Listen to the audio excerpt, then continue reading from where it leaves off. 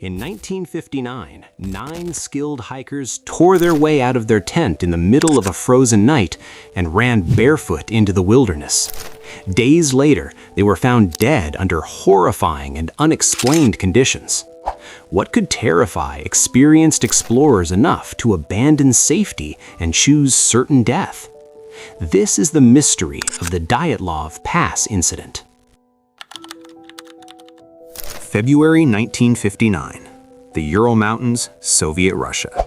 A place so remote, so brutal, that even the indigenous people called it Dead Mountain. 9 students and young professionals set out on what should have been a routine skiing expedition. Led by 23-year-old Igor Dyatlov, these weren't amateurs, they were the elite. Experienced winter hikers attempting to reach the mountain Otorten. They had the training, they had the gear. They even had a plan. They'd send a telegram when they reached civilization on February 12th. That telegram never came.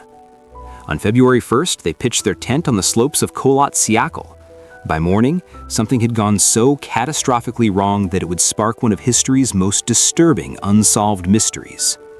What happened that night defies explanation. When rescuers finally reached the tent on February 26th, what they found sent chills down their spines. The tent had been slashed open, not from the outside, from the inside, as if the hikers were desperately trying to escape. But escape from what? Footprints led away into the snow, some barefoot, some in socks, in temperatures of -25 to 30 degrees Fahrenheit. They weren't walking, they were running. Here's where it gets stranger.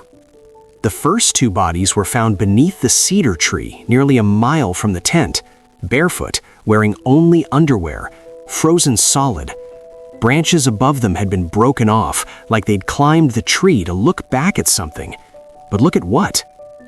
3 more bodies, including Dyatlov himself, were found scattered on the slope between the tent and the cedar tree.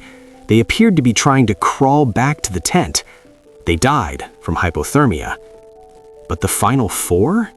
They weren't found until 2 months later, buried under 13 feet of snow in a ravine. And that's when this mystery became a nightmare. The last 4 bodies had injuries that shouldn't have been possible. Lyudmila Dubinina's chest was completely crushed, ribs shattered, no external wounds. Alexander Zolotaryov, same thing. Massive internal trauma, fractured ribs, but no bruising. Nikolai Thibault-Brignole's skull was cracked so severely, the medical examiner compared it to the force of a car accident. The lead investigator wrote, "The force required to cause such damage would need to be extremely strong, with no soft tissue damage. It's similar to the shock wave from a bomb." And here is the detail that still gives people nightmares. Lyudmila Dubinina was missing her tongue and her eyes, removed before she died. Oh, and some of their clothes? Radioactive. So let me ask you this. What force causes car crash injuries without leaving bruises?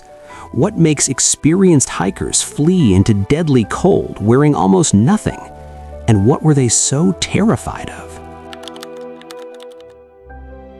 The Soviet government closed the case in May 1959. Their conclusion? A compelling natural force. That's it. No explanation. Theories have exploded ever since. Avalanche? Maybe, but the tent wasn't buried and the slope wasn't steep enough. Plus, how does an avalanche explain missing body parts and radiation? Infrasound? Some scientists suggest wind patterns created low-frequency sound waves that cause panic and paranoia. It's terrifying, but it doesn't explain the crushing injuries. Military testing? The area was near a Soviet weapons facility. Some clothes were radioactive. Witnesses reported orange spheres in the sky that night. A parachute mine or secret weapon test gone wrong? The government covered up military accidents before. Hypothermia paradox? In severe hypothermia, people experience paradoxical undressing. They feel burning hot and remove clothes. But all 9 at once? Running in the same direction? What do you think happened? Avalanche? Military cover-up? Or something we can't explain? Drop your theory in the comments, and if you want more mysteries that'll keep you up at night, subscribe.